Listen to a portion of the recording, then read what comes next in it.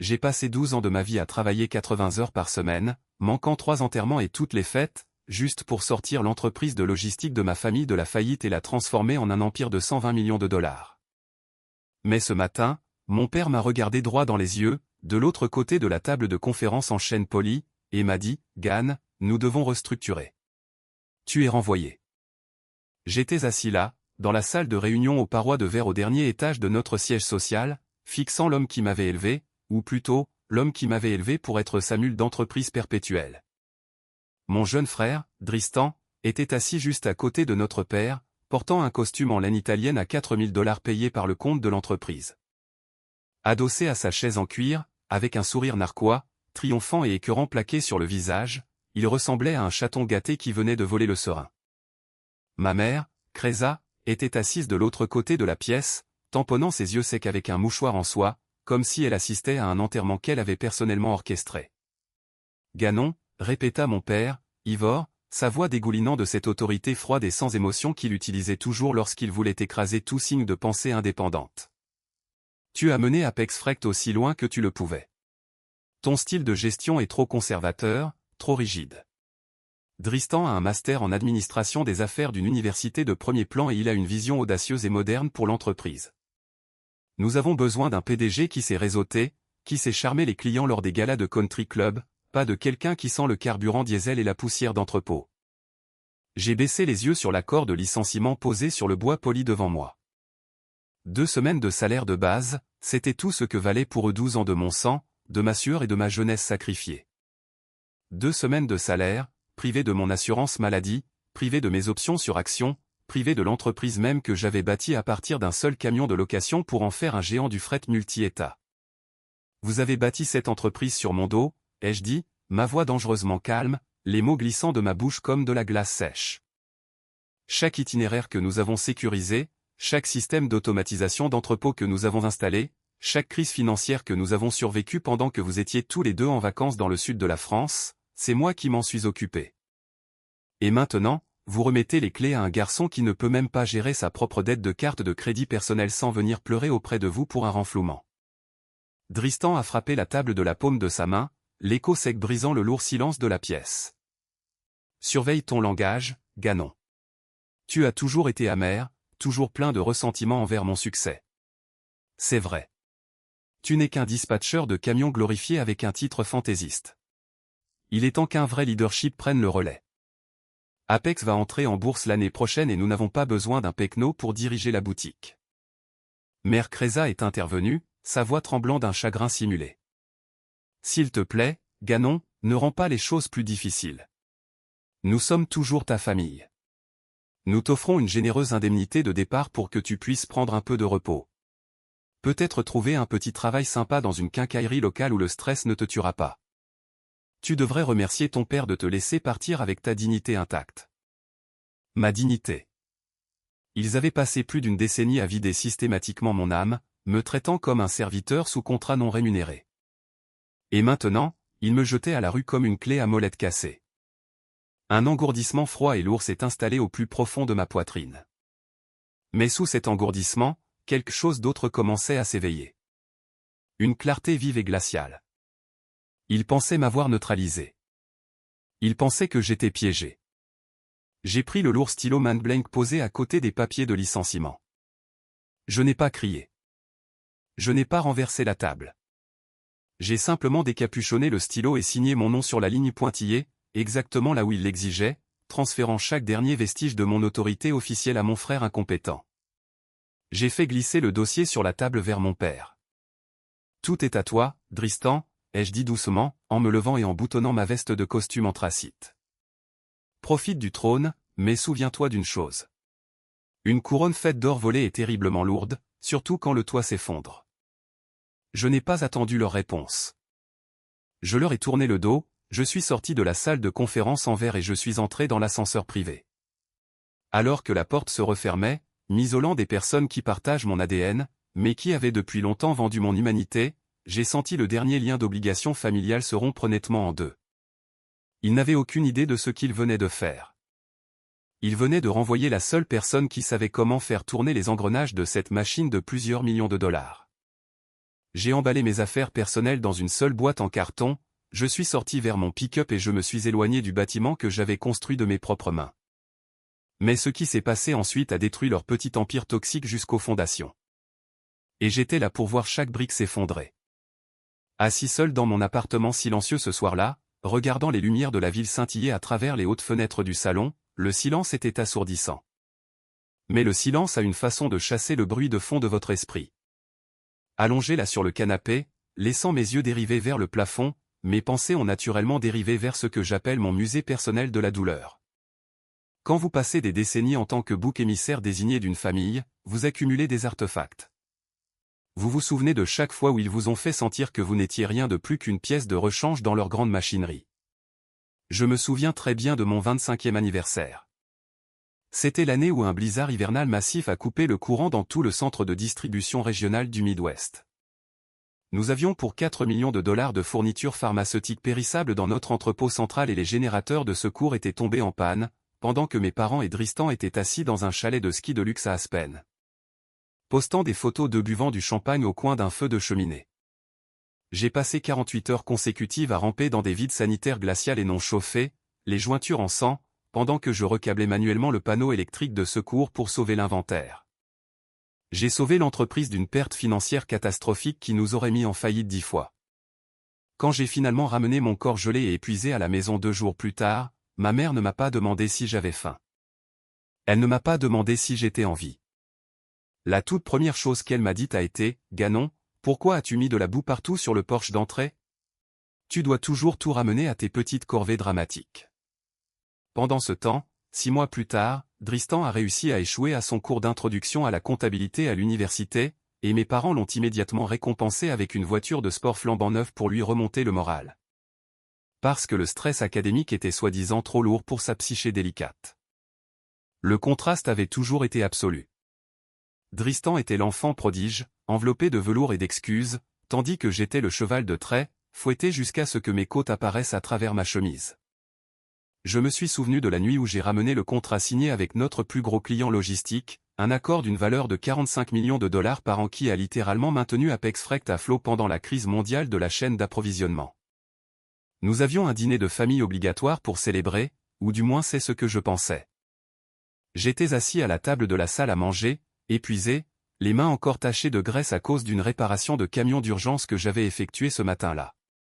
Mon père s'est levé, a tapoté son verre avec une cuillère en argent et s'est éclairci la gorge.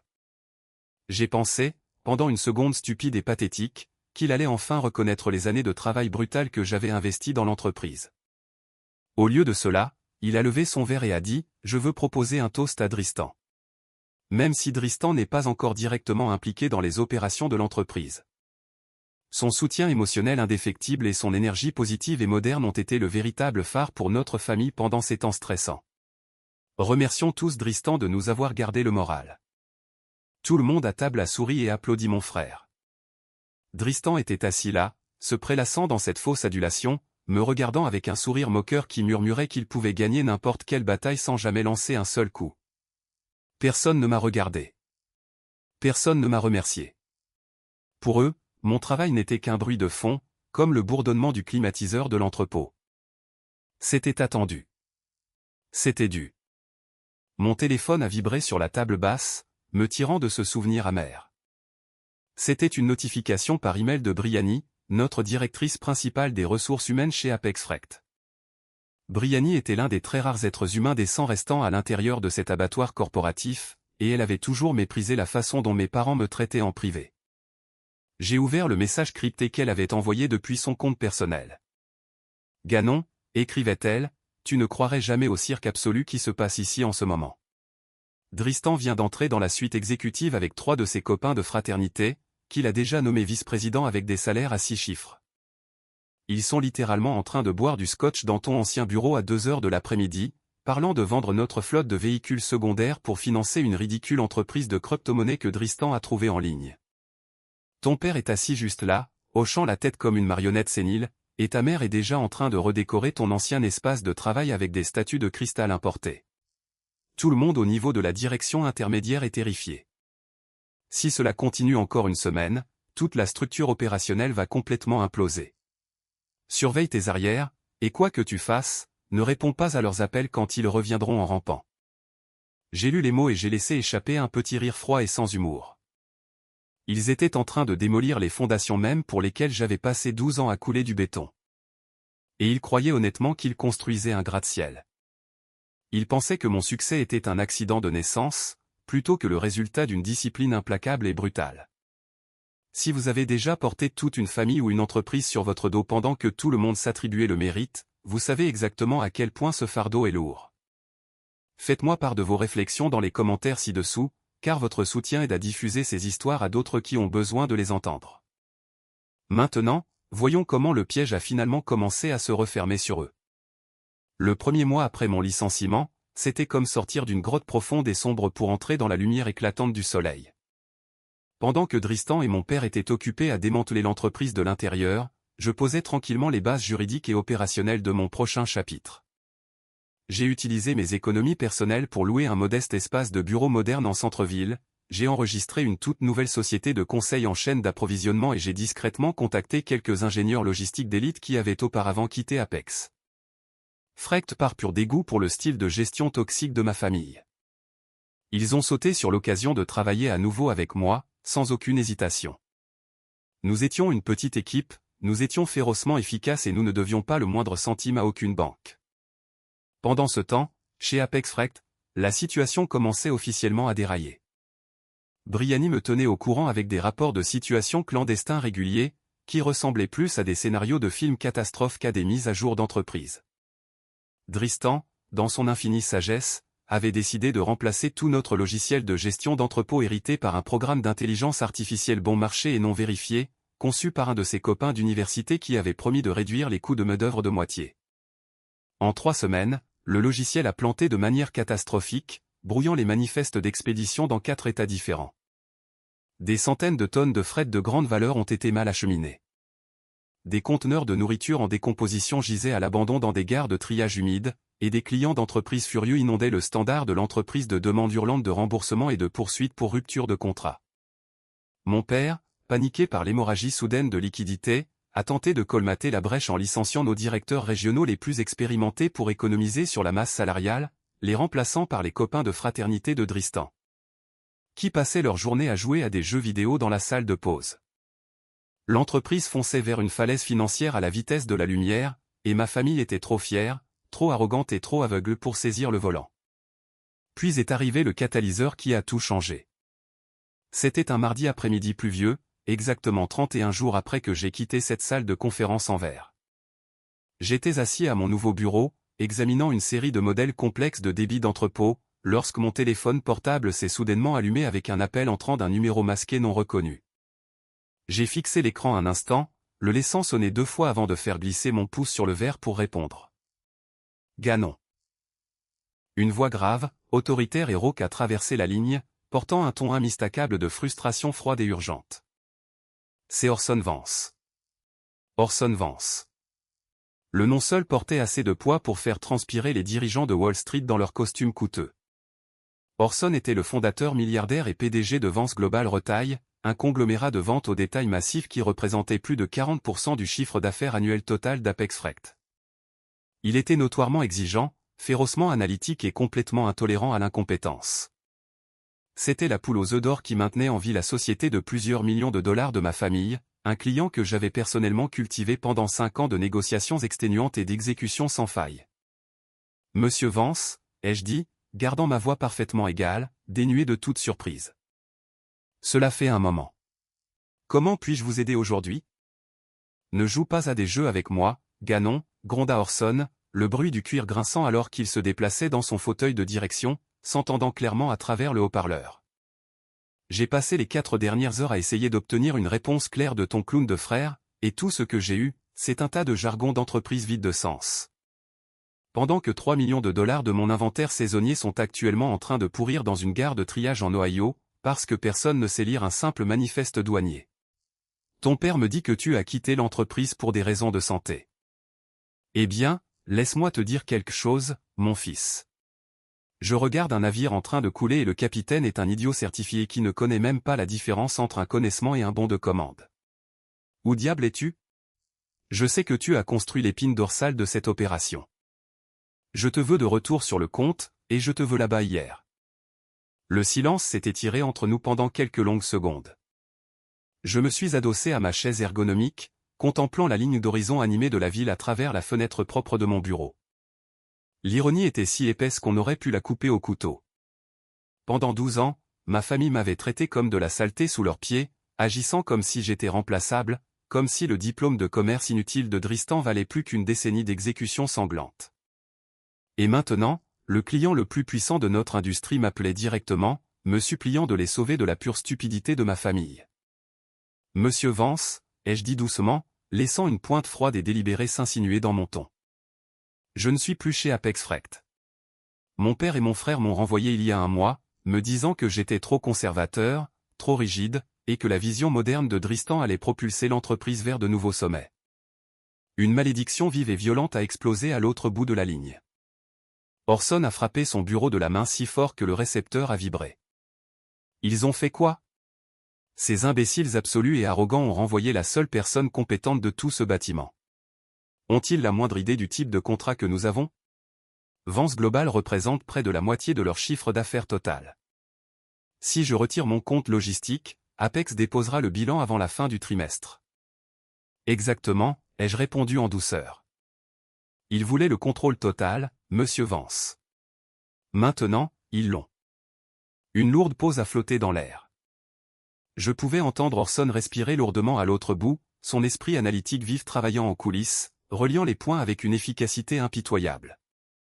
Quand il a parlé à nouveau, sa voix avait complètement changé, passant de la frustration colérique à une concentration froide, calculée et prédatrice. Ganon, dit Orson lentement, chaque mot dégoulinant d'intention. Mon contrat actuel avec Apex Frect expire à la fin du mois prochain. J'avais déjà prévu de lancer un appel d'offres d'urgence pour trouver un partenaire logistique plus fiable. Si je retire mes affaires dès maintenant et que je déplace toute l'opération vers la nouvelle entreprise que tu diriges actuellement, est-ce que toi et ton équipe seriez capables de gérer un volume annuel de 45 millions de dollars à partir de lundi prochain? J'ai baissé les yeux sur le logiciel de logistique sur mon moniteur, sur les bureaux vides de mes brillants ingénieurs sous-appréciés qui attendaient notre premier grand contrat d'entreprise. Un sourire lent et terrifiant s'est étalé sur mon visage. Monsieur Vance, ai-je dit, ma voix stable et inébranlable. Nous avons construit tout leur réseau logistique à partir de zéro une fois auparavant. Le faire à nouveau, mais cette fois sans le poids mort qui nous retenait, sera une simple promenade de santé. Splendide, aboya Orson, une rare note de satisfaction authentique se glissant dans son ton. Envoyez à mon équipe juridique vos références d'entreprise et un accord de niveau de service complet dans l'heure. Donnons à votre famille une leçon très coûteuse d'économie de base. L'appel s'est terminé par un clic sec. J'étais assis là, dans le calme de mon bureau, sentant un poids incroyable se soulever de mes épaules. Le piège était tendu. L'appât avait été pris, et ma famille était sur le point de foncer droit dans une scie circulaire qu'ils avaient eux-mêmes fabriquée. Pendant les 6 mois suivants, alors que ma nouvelle entreprise grandissait à un rythme organique fulgurant, j'ai maintenu un silence absolu et glacial envers ma famille. Je n'ai pas retourné leurs appels téléphoniques frénétiques lorsque la première vague de panique financière a frappé leur siège. Je n'ai pas lu les SMS de manipulation émotionnelle que ma mère m'envoyait, me suppliant de revenir aider Dristan à régler le désastre des expéditions, car son Golden Boy perdait soi-disant le sommeil et souffrait de graves poussées de stress. J'ai bloqué leur numéro, verrouillé ma porte d'entrée et je me suis entièrement concentré sur l'exécution d'opérations de chaîne d'approvisionnement impeccables et de haute précision pour Vance Global Retail. Briani, qui avait officiellement démissionné d'Apex Frect 2 semaines après ma conversation avec Orson et avait immédiatement rejoint mon équipe de direction en tant que nouvelle directrice des ressources humaines, me tenait parfaitement informé de l'accident de train au ralenti qui se déroulait dans mon ancienne entreprise familiale. Les détails étaient presque trop absurdes pour être inventés. Sans les 45 millions de dollars de revenus annuels de Vance Global pour ancrer leur bilan, la cote de crédit d'Apex Frect avait instantanément chuté de la catégorie investissement à la catégorie spéculative. Les banques commerciales qui leur avaient précédemment prêté des millions pour financer leur programme d'expansion agressif ont soudainement pris peur, exigeant le remboursement immédiat de leurs lignes de crédit renouvelables. Pour combler le déficit de liquidité, mon père Ivor avait eu recours à ce qu'il faisait de mieux, fuir la réalité et s'enfoncer dans le déni. Il a versé jusqu'au dernier centime de ses économies de retraite personnelle dans l'entreprise, essayant désespérément de maintenir les lumières allumées pendant que Tristan continuait de prendre des jets privés pour Miami, sous prétexte de rechercher de nouvelles opportunités de marché. Il perdait de l'argent de toutes les artères imaginables, vivant dans un monde fantastique désespéré où il se persuadait qu'un redressement massif était imminent, attendant qu'un investisseur providentiel magique vienne les sauver de leur propre mauvaise gestion catastrophique. Ils n'avaient aucune idée que l'ange de la mort se tenait déjà à leur porte, tenant un ordre d'exécution signé par Orson Vance lui-même. À la fin du 6e mois, la situation chez Apex avait atteint une vélocité terminale absolue. L'équipe juridique de Vance Global avait officiellement intenté une action en justice de plusieurs millions de dollars pour rupture de contrat contre Apex Freight, pour ne pas avoir respecté les accords de niveau de service de base pendant la période des fêtes, gelant tous les comptes d'entreprises restant en attente d'un audit fédéral. Les prêteurs immobiliers commerciaux avaient entamé des procédures de saisie sur leurs principales installations d'entrepôt. L'empire que j'avais passé 12 ans de ma jeunesse à construire, brique par brique, goutte de sueur par goutte de sueur, était systématiquement démantelé et vendu pour une bouchée de pain par des avocats liquidateurs au cœur de pierre. Et pendant tout ce temps, ma famille se croyait encore victime. Ferry, mon pathétique cousin qui travaillait comme directeur marketing, avait tenté de lancer une campagne de dénigrement sur les réseaux professionnels, affirmant que j'avais malicieusement saboté l'entreprise de l'intérieur avant de m'enfuir comme un lâche. Mon avocat d'entreprise, un requin impitoyable nommé Valérian, que j'avais engagé spécifiquement pour gérer les nuisances juridiques familiales, avait balayé ces pathétiques tentatives de diffamation en moins de 24 heures. Envoyant à Ferry une mise en demeure formelle qui menaçait de faillite personnelle immédiate s'il tapait à nouveau mon nom. Les publications diffamatoires ont disparu plus vite que la brume matinale sur une autoroute d'été chaude.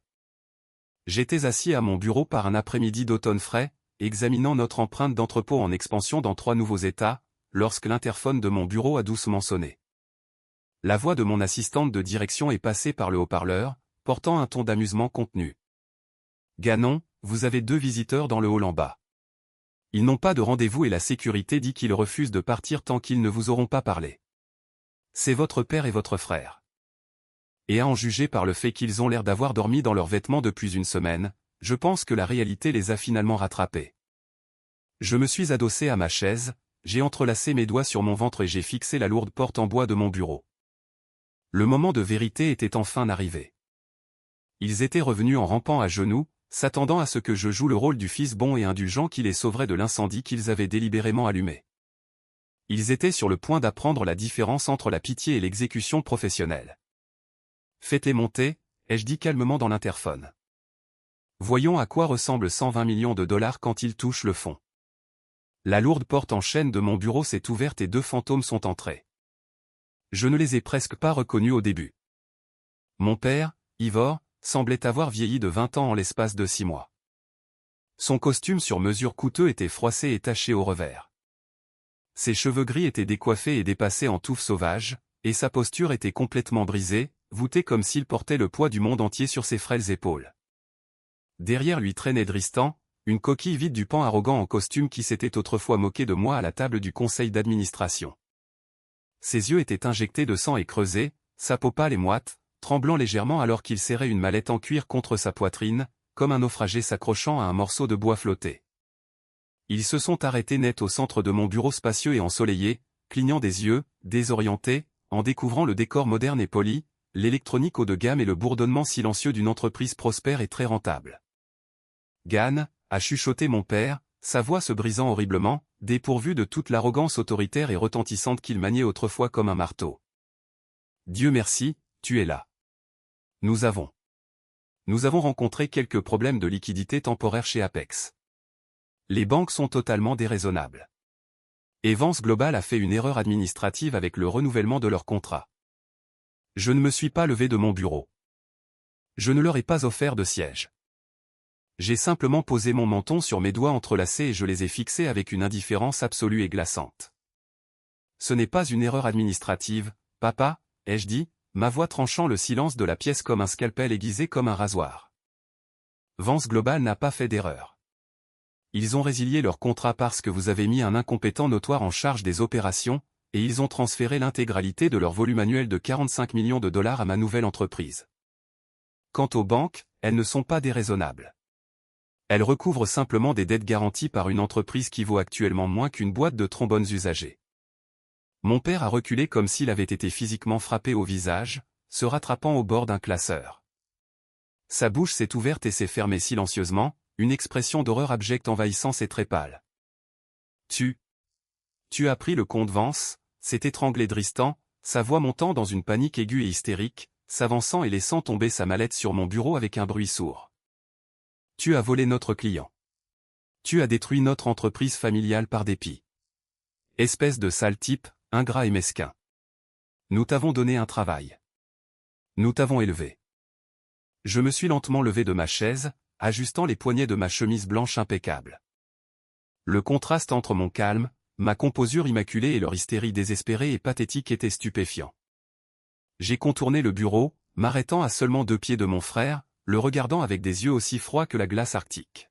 « Vous m'avez donné un travail » ai-je demandé, ma voix baissant à un murmure bas et dangereux qui les a fait tressaillir tous les deux. « Vous m'avez traité comme un esclave non rémunéré pendant 12 ans pendant que vous vidiez les caisses de l'entreprise pour financer le style de vie de luxe et d'échec de Dristan.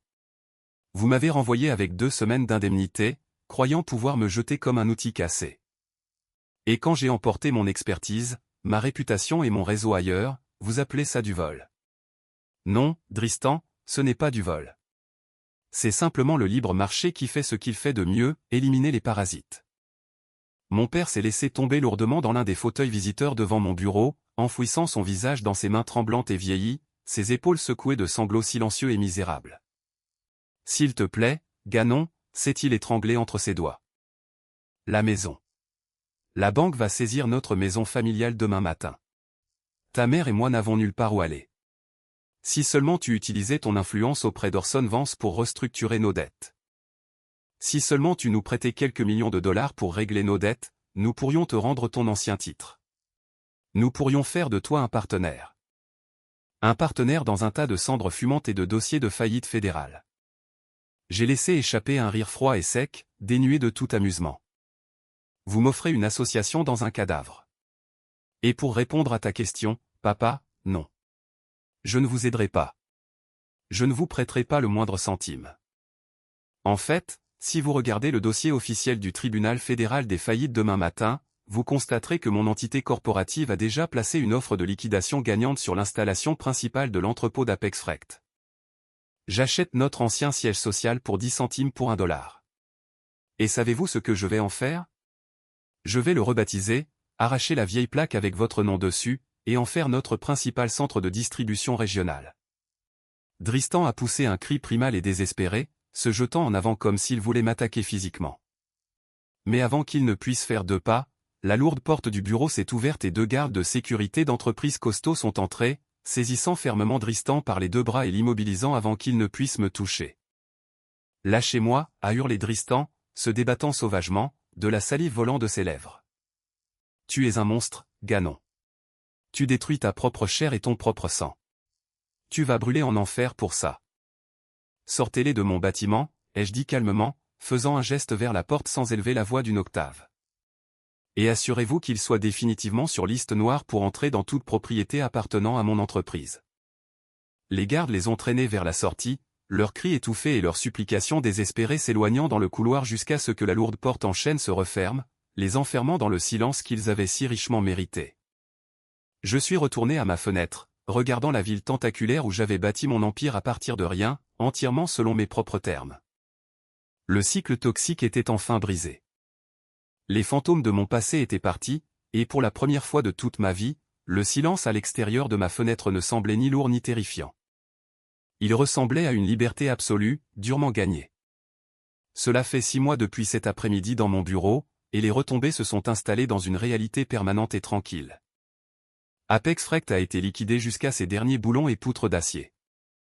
Mon entreprise a acquis avec succès leurs principaux actifs pour une fraction de leur valeur historique, intégrant leur immense infrastructure d'entrepôt dans notre réseau régional en pleine croissance sans le moindre accroc. Mes parents ont été contraints de vendre leur vaste propriété de banlieue pour couvrir une fraction de leur dette juridique colossale. Et ils résident maintenant dans un appartement exigu et quelconque de 2 chambres, dans la lointaine périphérie industrielle de la ville. Une réalité humiliante et brutale pour des gens qui ont passé toute leur vie à se pavaner comme des rois d'entreprise. Dristan aurait fait ses valises de créateur, déménagé à 3 états de là, et travaille actuellement à un poste de débutant dans un magasin de quincaillerie local. Ironiquement, le même genre d'occupation modeste que ma mère m'avait autrefois suggéré avec suffisance lors de ma réunion de licenciement. Il parle rarement à qui que ce soit dans la famille élargie, complètement isolés par la honte de leur propre chute monumentale. Et quant à moi, mon entreprise prospère au-delà de mes attentes les plus folles. Vance Global Retail a étendu notre contrat opérationnel à un partenariat exclusif multi-État, cimentant notre position comme l'une des principales entreprises de logistique de tout le pays. Plus important encore, je me suis entouré de personnes qui m'apprécient pour mon caractère, mon éthique de travail et ma loyauté. Des gens comme Briani et ma brillante équipe d'ingénieurs qui sont là quand les choses deviennent difficiles, qui partagent le fardeau et qui ne traitent jamais les êtres humains comme des outils jetables. Les gens me demandent souvent si je ressens une culpabilité persistante quant à la façon dont tout s'est terminé. Ils me regardent et me demandent, comment as-tu pu être si froid avec ta propre famille?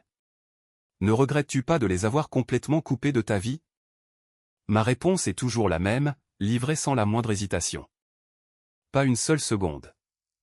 Nous vivons dans une société qui lave le cerveau des gens pour leur faire croire que le sang est une sorte de contrat magique et incassable, que peu importe la toxicité, les abus, la manipulation et l'exploitation qu'une famille vous inflige. Vous êtes obligé de rester là et de l'encaisser avec le sourire, simplement parce que vous partagez un code génétique. On nous apprend que partir fait de vous le méchant, que fixer des limites fermes fait de vous une personne sans cœur, et que protéger votre propre santé mentale aux dépens de parents toxiques est un péché impardonnable. C'est le plus grand mensonge jamais vendu à la société moderne. La famille n'est pas un nom dicté par la biologie. La famille est un verbe, défini par des actions. Elle est bâtie sur le respect mutuel, le soutien inconditionnel, la protection et le fait d'être présent quand les temps sont durs. Si les personnes qui partagent votre ADN refusent de faire le travail de prendre soin de vous, si elles vous considèrent purement comme une ressource économique à saigner à blanc au profit d'un enfant prodige, alors elles ne sont rien de plus que des étrangers au visage familier. Et les noms, comme je l'ai appris à mes dépens, sont la chose la plus facile au monde à changer. Je n'ai pas détruit ma famille. J'ai simplement cessé de soutenir la version fragile et fausse d'eux-mêmes qu'ils avaient utilisée pendant des décennies pour exploiter mon travail et écraser mon esprit. J'ai cessé d'agir comme une victime. Et au moment où j'ai refusé de jouer le rôle qui m'était assigné, ils m'ont traité de monstre. Qu'ils le fassent. Être le monstre qui protège sa propre vie, sa propre paix mentale et son propre succès durement gagné est bien mieux que d'être le bon fils qui se tue au travail jusqu'à une mort précoce, juste pour que des gens toxiques restent confortables dans leurs illusions. Alors que je me tiens ici ce soir, regardant la ligne d'horizon scintillante de la ville que j'ai conquise par la pure détermination et une discipline sans faille, je ressens une paix profonde et inébranlable m'envahir. Le musée de la douleur est définitivement fermé. Les chaises vides sont remplies de gens qui sont réellement présents. Et l'empire que j'ai bâti est enfin, indéniablement, le mien. Si vous avez déjà eu à faire le choix déchirant de vous éloigner de personnes toxiques qui étaient censées vous aimer inconditionnellement, si vous avez déjà dû apprendre à la dure qui se tient réellement à vos côtés quand tout est en jeu, je veux que vous vous souveniez d'une vérité vitale. Vous n'êtes pas une ressource. Vous n'êtes pas un outil. Et votre valeur n'est jamais définie par la part de votre âme que vous êtes forcé de céder juste pour que les gens toxiques restent confortables. Vous avez tout à fait le droit de partir. Vous avez tout à fait le droit de dire non. Et vous avez tout à fait le droit de construire une vie qui ne les inclut pas. Merci d'avoir écouté mon histoire. Il n'a pas été facile de lever le voile sur des années de trahison. Mais le partager a été une partie cruciale de mon propre processus de guérison. Si vous avez une histoire comme celle-ci, si vous avez dû faire le choix difficile de protéger votre santé mentale contre des personnes qui étaient censées vous soutenir, laissez un commentaire ci-dessous et partagez votre expérience. Savoir que vous n'êtes pas seul est la toute première étape pour reprendre votre propre pouvoir. Si cette histoire a résonné avec quelque chose de profond dans votre âme, veuillez envisager de cliquer sur le bouton j'aime, de vous abonner à et de me faire savoir dans les commentaires depuis quelle ville ou quel état vous regardez aujourd'hui. Chaque commentaire, j'aime et partage aide à diffuser ces histoires aux personnes qui en ont le plus besoin, leur prouvant qu'elles ne sont jamais seules et qu'il est toujours acceptable de choisir sa propre paix, même si cela signifie laisser derrière soi tout ce que l'on pensait connaître. Merci beaucoup pour votre soutien. Prenez incroyablement soin de vous, et jusqu'à la prochaine fois, restez fort et ne laissez jamais personne vous faire sentir que votre valeur est négociable. On pourrait penser que faire face à une annihilation financière totale forcerait une personne à réfléchir à ses choix. On pourrait penser que regarder dans le canon d'une faillite de plusieurs millions de dollars pourrait humilier ma famille, peut-être même susciter une lueur de remords sincère. Mais si vous avez déjà eu affaire à une dynamique familiale narcissique, vous savez déjà que la responsabilité est leur pire cauchemar absolu. Ils ne s'excusent pas lorsqu'ils sont acculés. Ils redoublent d'efforts. Ils réécrivent l'histoire, et ils essaient de vous brûler sur le bûcher pour se tenir au chaud. Le silence que j'ai mentionné plus tôt, ce n'était que l'œil du cyclone. La vraie tempête a frappé environ 2 semaines après que mon père et mon frère aient été escortés hors de mon bâtiment par la sécurité. Cela a commencé un dimanche matin. J'étais assis à l'îlot de ma cuisine, buvant un café noir et examinant quelques plans d'expansion pour notre nouveau centre de distribution du Midwest, lorsque mon téléphone a commencé à vibrer sans relâche. Ce n'était pas un ou deux messages. C'était un déluge de notifications. J'ai déverrouillé l'écran et j'ai vu des dizaines de messages affluer de tantes, d'oncles, de cousins et d'amis de la famille à qui je n'avais pas parlé depuis des années. J'ai ouvert le premier message de ma tante Théasa, la sœur aînée de ma mère. Il disait « Je n'arrive pas à croire le monstre que tu es devenu. Après tout ce que tes parents ont sacrifié pour te donner une carrière, tu voles leurs plus gros clients et tu laisses ton frère sans le sou. Tu es un traître dégoûtant et avide. Ne montre plus jamais ton visage à une réunion de famille. » J'ai froncé les sourcils, mon cœur battant lourdement et lentement contre mes côtes. J'ai ouvert le message suivant, puis le suivant. Ils étaient tous des variations du même récit venimeux. J'étais un voleur. J'étais un sociopathe.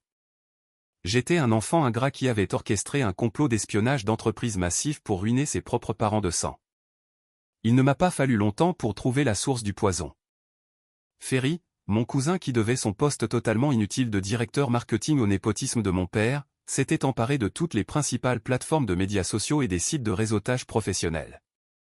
Il avait publié un immense manifeste dramatique détaillant comment j'avais prétendument abusé de ma position de directeur des opérations pour saboter secrètement Apex Freight de l'intérieur. Selon sa chronologie fabriquée, j'avais délibérément cassé le logiciel de gestion d'entrepôt, intentionnellement retardé les expéditions de vacances, puis séduit Orson Vance avec des fonds d'entreprise volés. Mais le véritable chef-d'œuvre de manipulation venait de ma mère, Kreza. Ferry avait joint une vidéo d'elle assise dans son salon immaculé d'1 million de dollars, portant un modeste pull beige, l'air pâle et le cœur brisé. Elle tamponnait ses yeux avec un mouchoir et regardait directement la caméra. Nous aimions tellement Ganon, a-t-elle murmuré, sa voix se brisant avec une précision digne d'un Oscar. Nous lui avons tout donné. Nous lui avons confié l'héritage de cette famille, mais il a toujours été si jaloux de son jeune frère. Il ne pouvait pas supporter l'idée que Tristan réussisse. Nous perdons notre maison familiale. Nos employés perdent leur emploi. Et mon fils est là-bas, célébrant notre destruction. Je prie juste pour que Dieu lui pardonne, parce que je ne sais pas si j'en serai capable un jour. En regardant cette vidéo, une vague froide et sombre de nausée m'a envahi. Elle utilisait ma famille élargie comme une arme, faisant de moi le méchant ultime pour ne pas avoir à expliquer à ses amis du country club pourquoi la banque saisissait son manoir. Elle utilisait ma vie de travail silencieux comme le carburant même pour brûler ma réputation jusqu'à la dernière cendre. Pendant environ 10 minutes, l'ancienne réponse traumatique ancrée en moi a refait surface. Le petit garçon en moi qui voulait juste que sa mère soit fière de lui voulait l'appeler, crier, se défendre, les supplier de dire la vérité. Mais ce petit garçon est mort le jour où ils m'ont remis un chèque d'indemnité de 2 semaines et m'ont ri au nez. Je n'ai pas appelé ma mère. J'ai appelé Valérian, mon avocat d'entreprise. Valérian n'est pas seulement un avocat. C'est un prédateur alpha en costume sur mesure. Un homme qui considère le litige d'entreprise non pas comme un travail, mais comme un sport extrême. Je lui ai transféré la vidéo, le manifeste et les captures d'écran des messages de la famille. À quelle vitesse pouvons-nous faire cesser cela? Ai-je demandé, ma voix complètement dénuée d'émotion. Je pouvais entendre Valérian taper furieusement sur son clavier mécanique à l'autre bout de la ligne. Gan, ce n'est pas seulement de la diffamation. C'est une ingérence délictuelle dans vos opérations commerciales actuelles. Ils accusent explicitement le PDG d'une entreprise concurrente de sabotage d'entreprise et de vol sur une plateforme publique. J'aurai une mise en demeure rédigée sur leur bureau d'ici midi. Mais honnêtement, nous ne devrions pas seulement y mettre un terme. Nous devrions leur faire mal. Leur faire mal, ai-je répété, regardant par ma fenêtre le ciel gris du matin. Faites tout ce que vous avez à faire. Le mardi suivant, les singes volants se sont heurtés au mur de briques de la loi fédérale. Valérian n'a pas seulement envoyé une lettre d'avertissement polie. Il a intenté une action en justice civile massive à plusieurs chefs d'accusation contre Ferry, ma mère Cresa et mon frère Dristan pour diffamation, calomnie et ingérence délictuelle. La poursuite incluait une demande de 10 millions de dollars en dommages-intérêts punitifs, citant le risque potentiel que leurs mensonges posaient à mon contrat de 45 millions de dollars avec Vance Global Retail. Au moment où les huissiers ont remis ces épaisses et terrifiantes piles de documents juridiques aux membres de ma famille, la campagne agressive sur les médias sociaux s'est arrêtée net. Briani, qui s'installait joyeusement dans son nouveau rôle de directrice des ressources humaines, est entrée dans mon bureau plus tard dans l'après-midi avec un immense sourire de satisfaction sur le visage. Elle était restée en contact avec quelques employés de niveau inférieur encore piégés chez Apex Freight, et les informations qu'elle avait recueillies étaient inestimables. Tu aurais dû voir le chat de groupe, Harry Briani, assise dans le fauteuil en cuir en face de mon bureau. Apparemment, Ferry s'est complètement pissé dessus quand il a vu le chiffre de 10 millions de dollars sur la poursuite. Il a immédiatement appelé ta mère, hurlant qu'il n'allait pas aller en prison pour elle. Il a supprimé le manifeste, désactivé tous ses comptes de médias sociaux et essaie actuellement d'engager un avocat de la défense qu'il ne peut pas se permettre. Je me suis penché en arrière, j'ai joint mes doigts et j'ai laissé échapper une longue respiration. Bien, mais qu'en est-il de mes parents? Le sourire de Briani s'est légèrement estompé, remplacé par une expression d'incrédulité totale. Ta mère joue toujours la victime. Elle a dit au personnel restant que tu essaies de les intimider pour les faire taire parce qu'ils disent la vérité. Mais Dristan panique. Les banques viennent de geler leur compte d'exploitation principal ce matin. Ils ne peuvent même pas payer les salaires vendredi. La réalité de leur situation se resserrait enfin comme les murs d'un compacteur à ordures. Ils avaient passé toute leur vie à opérer sous l'illusion que les actions n'avaient pas de conséquences, qu'ils pouvaient simplement charmer, manipuler ou intimider pour se sortir de n'importe quelle crise. Mais on ne peut pas manipuler une feuille de calcul. On ne peut pas manipuler un auditeur bancaire. Et on ne peut certainement pas intimider un juge. 2 jours plus tard, mon téléphone a sonné. C'était un numéro inconnu, mais j'ai quand même répondu. C'était mon oncle Thorin, le frère cadet de mon père. Thorin avait toujours été du genre calme et observateur, ne s'impliquant jamais trop dans les drames familiaux, mais planant toujours à la périphérie.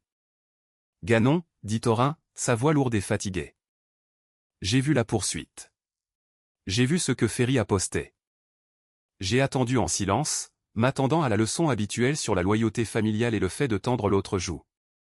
Au lieu de cela, Thorin a soupiré profondément. Ton père m'a appelé hier soir, me suppliant de lui prêter 200 000 dollars, a poursuivi Thorin. Il m'a dit que c'était pour couvrir la paie parce que tu avais illégalement gelé leur compte. Mais j'ai fait quelques recherches, Ganon. J'ai parlé à un de mes amis à la banque commerciale. Il m'a dit la vérité sur le contrat Vance Global. Il m'a parlé du désastre logiciel de Dristan. Je suis resté silencieux, le laissant digérer la réalité qu'il venait de découvrir. Je voulais juste te dire que je suis désolé, a murmuré Thorin. Nous les avons tous regardés te traiter comme un cheval de trait pendant une décennie. Nous les avons regardés remettre les clés à Dristan et nous sommes tous restés silencieux parce que c'était plus facile que de faire face à la colère de Cresa. Tu as fait ce que tu devais faire pour survivre. Je ne leur donne pas l'argent. J'ai dit à ton père d'assumer et de démissionner. Merci, oncle Thorin, ai-je dit doucement. Cela signifie plus que tu ne le penses. Quand j'ai raccroché, j'ai réalisé quelque chose de profond. La campagne de dénigrement, les mensonges, la manipulation. C'était leur dernier soubresaut désespéré. Ils se noyaient et ils essayaient de m'entraîner avec eux. Mais j'étais déjà sur le rivage, au sec et complètement hors de portée. La bataille juridique autour du procès en diffamation a culminé avec une déposition préliminaire dont je me souviendrai toute ma vie. Nous nous sommes rencontrés dans une salle de conférence neutre d'un cabinet d'avocats huppé du centre-ville. La climatisation était trop forte, donnant à la pièce l'impression d'être une chambre froide. J'étais assis d'un côté d'une longue table en acajou avec Valérian. En face de moi se trouvaient ma mère, mon père, Dristan et leur avocat de la défense au rabais visiblement épuisé. Dristan avait l'air terrible. Sa peau était jaunâtre, ses mains tremblaient et il n'arrêtait pas de se mordre la lèvre inférieure. Ma mère était assise parfaitement droite, serrant son sac à main de créateur comme un bouclier, sa mâchoire serrée dans une ligne rigide de mépris pur et sans mélange. Mon père refusait même de me regarder. Valérian a commencé la déposition en démantelant systématiquement le manifeste des médias sociaux de Ferry. Il a produit des emails horodatés, des journaux de réseau et des registres d'entreprises authentifiés, prouvant sans l'ombre d'un doute que je n'avais absolument aucun accès au système d'Apex Frect au moment du plantage catastrophique du logiciel. Mais le véritable coup de grâce est arrivé 1 heure après le début de la session. Valérian a plongé la main dans sa mallette en cuir et en a sorti un épais dossier relié. Il l'a fait glisser sur la table vers l'avocat de Dristan. Pièce C, a déclaré Valérian, sa voix douce et mortelle. Relevé bancaire et note de frais internes d'Apex Frect couvrant les 6 mois précédant le licenciement de mon client. Les yeux de Dristan se sont écarquillés. Mon père s'est penché en avant, plissant les yeux sur les documents. Qu'est-ce que c'est ? A exigé Ivor. Ça n'a rien à voir avec le procès en diffamation. Ça a tout à voir avec le mobile, a rétorqué Valérian en douceur. Dans vos déclarations publiques, votre famille a affirmé que mon client détournait des fonds, ce qui serait la raison pour laquelle il a été licencié. Cependant, ces documents, obtenus légalement pendant la phase de communication des pièces, racontent une histoire très différente. Valérian a ouvert sa copie du dossier et a commencé à lire à haute voix. Le 12 octobre, 50 000 $ ont été transférés du fonds de maintenance d'Apex Corporate vers un échange de crypto-monnaies offshore privées, enregistré sous l'adresse email personnelle de Dristan. Le 5 novembre, 35 000 $ supplémentaires ont été détournés du compte des avantages sociaux des employés pour rembourser une dette de jeu à haut rendement dans un casino de Las Vegas. Sur une période de 6 mois, Dristan a systématiquement détourné près de 250 000 $ de l'entreprise qu'il était censé apprendre à diriger. Le silence dans la pièce était si absolu qu'on pouvait entendre le bourdonnement des néons. Mon père a tourné la tête lentement, regardant son enfant prodige avec une expression d'horreur pure et incompréhensible. Dristan, a murmuré Ivor, sa voix tremblante. Dis-moi que c'est un mensonge. Dis-moi qu'il a falsifié ça. Dristan s'est recroquevillé sur sa chaise, ressemblant à un rat acculé. J'allais le remettre, papa, a-t-il balbutié, la sueur perlant sur son front. Le marché de la crypto a juste connu une baisse temporaire. J'investissais pour l'avenir de l'entreprise. Tu as volé dans le fonds de maintenance ? A rugi Ivor, frappant soudainement les poings sur la table, son visage devenant d'un violet dangereux. C'est pour ça que les camions sont tombés en panne en décembre. C'est pour ça qu'on a manqué la fenêtre de livraison de Vance Global.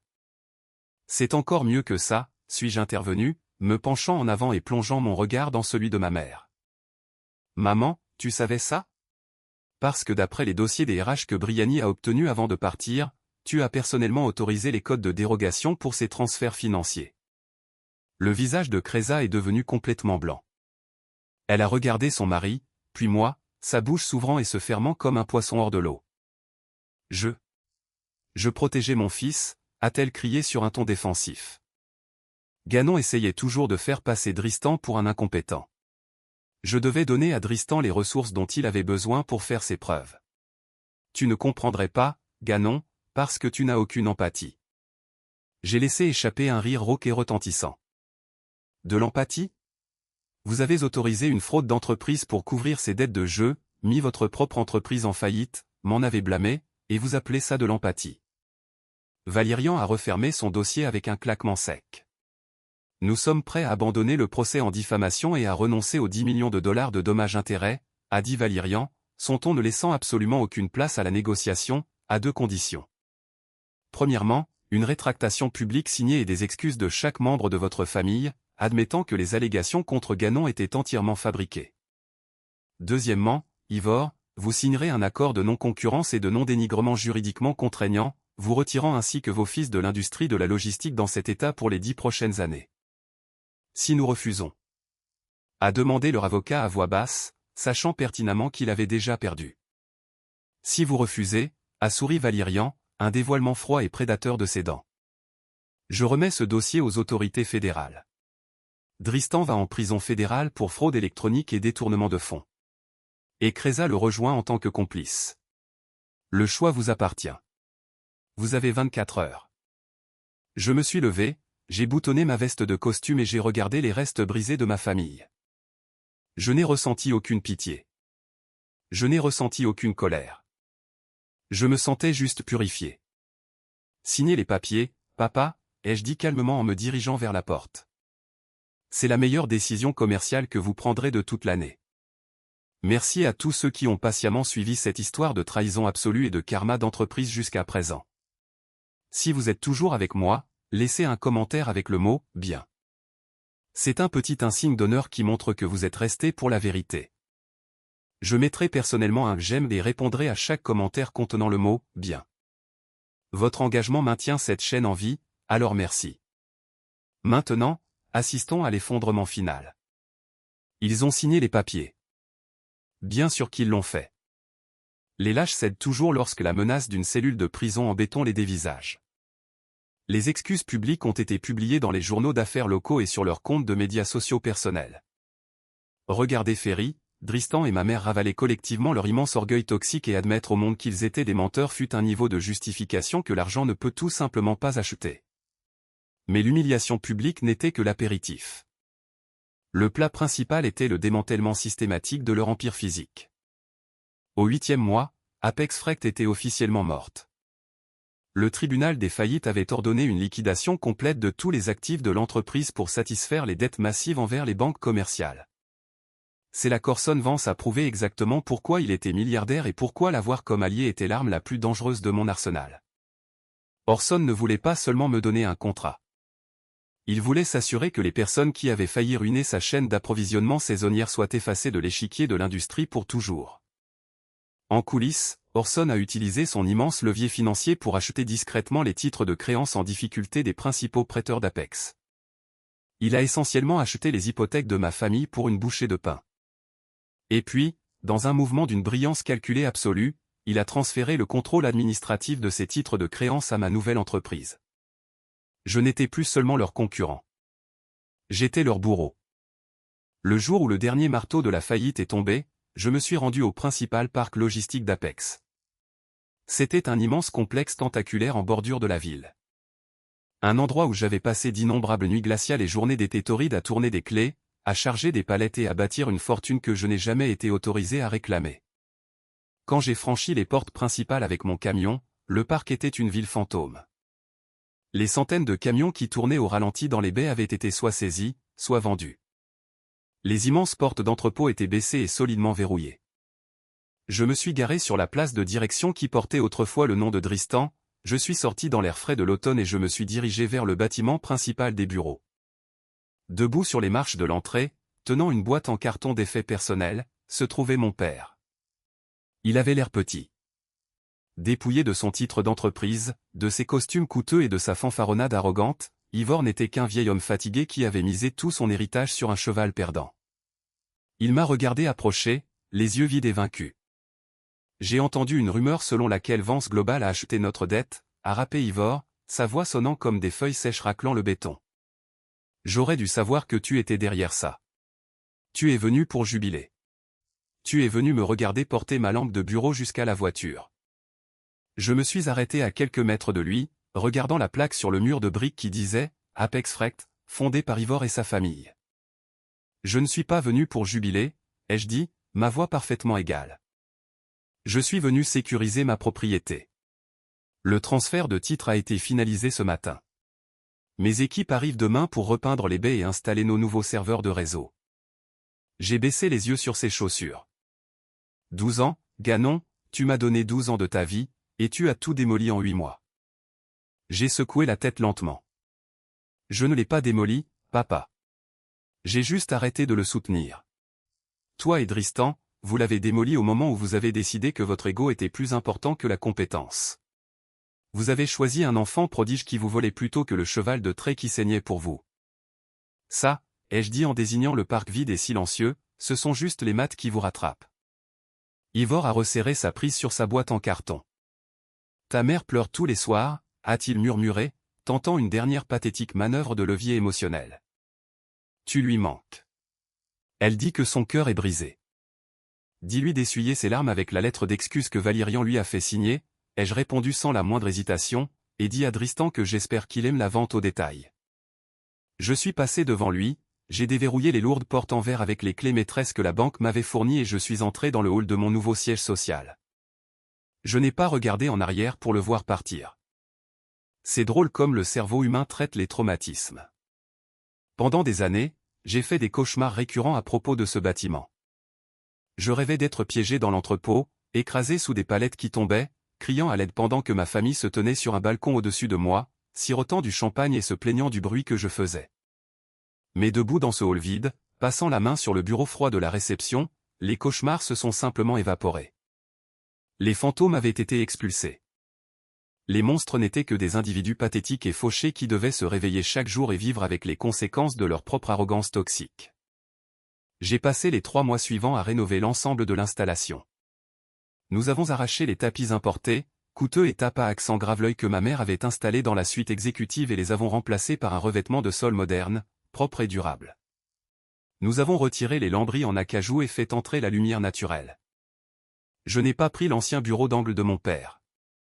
Je l'ai transformé en une salle de repos pour les employés, avec des machines à expresso haut de gamme, des sièges confortables et une table de ping-pong. J'ai pris un bureau plus petit et fonctionnel, juste à côté du bureau de la répartition. Parce qu'un vrai leader reste proche du cœur de ses opérations. Briani a prospéré dans son nouveau rôle. Elle a mis en place un programme de participation aux bénéfices pour nos chauffeurs et notre personnel d'entrepôt, s'assurant que les personnes qui se cassaient le dos à déplacer le fret étaient directement récompensées pour le succès de l'entreprise. Le moral était plus élevé que je ne l'avais jamais vu. Nous n'étions pas une entreprise familiale au sens toxique et manipulateur du terme. Nous étions une équipe de professionnels hautement respectés qui valorisaient le travail acharné plutôt que les liens du sang. Quant à ma famille biologique, ils se sont estompés dans l'arrière-plan obscur de ma vie, ne devenant rien de plus qu'un conte moral que je me rappelais occasionnellement lorsque j'avais besoin de me souvenir de ce qu'il ne fallait pas faire. J'ai entendu dire, principalement par l'oncle Thorin, qui m'appelle une fois par mois juste pour prendre des nouvelles, que la transition vers la pauvreté a frappé ma mère le plus durement. Sans son abonnement au country club, ses galas de charité et son approvisionnement infini en revenus disponibles, elle s'est retrouvée complètement abandonnée par les amis de la haute société qu'elle avait passé des décennies à essayer d'impressionner. Ces gens ne restent pas quand l'argent se tarit. Ils se dispersent comme des cafards quand les lumières s'allument. Apparemment, elle passe ses journées dans son appartement exigu, se plaignant amèrement à quiconque veut bien l'écouter de l'injustice du monde, complètement incapable de se regarder dans le miroir. Dristan a tenu exactement 3 semaines au magasin de quincaillerie avant de se faire virer pour avoir crié sur un responsable qui lui avait demandé de balayer le quai de chargement. Il se prend toujours pour un génie incompris. Il passe son temps à sauter d'un appartement de location bon marché à un autre, harcelant constamment notre famille élargie pour de petits prêts qu'il promet de rembourser lorsque sa prochaine grande entreprise décollera. Plus personne ne lui donne un centime. Et mon père, il a trouvé un travail de superviseur de quart de niveau intermédiaire dans une entreprise de messagerie régionale. L'homme qui commandait autrefois une flotte de 500 semi-remorques passe maintenant le crépuscule de sa vie à gérer des mini-fourgonnettes et à traiter avec des clients en colère qui se plaignent d'enveloppes en retard. C'est exactement le genre de travail fastidieux et sans prestige qu'il se moquait de me voir faire. Le cercle du karma s'est refermé parfaitement, sans accroc et sans la moindre pitié. Les gens me demandent souvent comment j'ai réussi à surmonter le tribut émotionnel de couper les ponts avec toute ma famille immédiate. Ils demandent si les vacances sont solitaires, si le silence est assourdissant, si je me réveille parfois avec une pointe de regret, souhaitant avoir fait un peu plus de compromis pour maintenir la paix. Ils posent ces questions parce que la société est accro au récit de la victime indulgente. Nous aimons les histoires où le fils prodigue revient, où les parents abusifs voient l'erreur de leur voix, et où tout le monde s'assoit autour d'un dîner de dindans se tenant la main et en pleurant des larmes de réconciliation. Mais la réalité n'est pas un film de Noël. La réalité est brutale, et les personnes toxiques changent rarement. Elles trouvent simplement de nouvelles façons de déguiser leur venin. Il ne me manque pas même un peu. Les vacances ne sont pas solitaires, elles sont paisibles. Je les passe avec des amis qui se soucient sincèrement de mon bien-être, avec mon incroyable équipe d'employés qui me respectent, et occasionnellement sur une plage quelque part au chaud avec mon téléphone complètement éteint. Le silence n'est pas assourdissant. C'est la plus belle musique que j'ai jamais entendue. C'est le son de ne pas être critiqué pour la façon dont je mâche ma nourriture. C'est le son de ne pas être obligé de sacrifier mon week-end pour réparer une erreur que mon frère a commise. C'est le son d'une autonomie absolue et sans phare. J'ai réalisé que toute ma vie, avant le jour où ils m'ont renvoyé, je l'avais passée à courir sur un tapis roulant conçu pour me briser les jambes. Je m'épuisais, versant mon sang, ma sueur et ma santé mentale dans une machine programmée pour convertir ma douleur en leur confort. Leur enlever l'entreprise, leur enlever le contrat, exposer leur fraude, ce n'était pas seulement une question de vengeance. C'était une question de prendre une masse et de détruire le tapis roulant. Si vous lisez ceci et que vous jouez actuellement le rôle du cheval de trait, du bouc émissaire, du réparateur pour une famille qui ne se souvient de votre nom que lorsqu'elle a besoin de quelque chose de vous, écoutez-moi bien. Vous ne pouvez pas sauver des gens qui sont engagés dans leur propre dysfonctionnement. Vous ne pouvez pas gagner l'amour d'un parent qui vous considère comme un outil plutôt que comme un être humain. Aucune somme d'argent que vous gagnez pour eux, aucun sacrifice que vous endurez ne les amènera jamais à vous regarder et à dire « tu es suffisant ». Arrêtez d'attendre les excuses qui ne viendront jamais. Arrêtez de vous mettre le feu pour garder leur enfant prodige au chaud. Rassemblez vos forces. Construisez vos propres fondations en silence. Et quand le moment sera venu, sortez par la porte et ne regardez jamais en arrière. Le monde en dehors de leur petite bulle toxique est vaste. Et il est plein de gens qui vous apprécieront pour exactement qui vous êtes. Au moment où vous cessez d'accepter le strict minimum, vous créez l'espace pour que le vrai respect entre dans votre vie. J'étais autrefois le type qui a accepté un chèque d'indemnité de 2 semaines d'une entreprise que j'avais bâtie de mes propres mains. Aujourd'hui, je possède le bâtiment où ils m'ont renvoyé et je dicte mon propre avenir. Mes parents envoient encore parfois des SMS à mon ancien numéro de téléphone déconnecté, laissant des messages vocaux qui rebondissent dans le vide, disant à l'univers que j'ai ruiné l'héritage de notre lignée et que je finirai par faire face à une punition divine pour ce que je leur ai fait. Qu'en pensez-vous? Ai-je dépassé les bornes en mettant l'entreprise familiale en faillite, en rachetant leurs dettes et en exposant les crimes de mon frère aux autorités fédérales? Ai-je poussé les représailles trop loin, ou le démantèlement de leur empire était-il la conséquence exacte qu'ils méritaient après une décennie d'exploitation?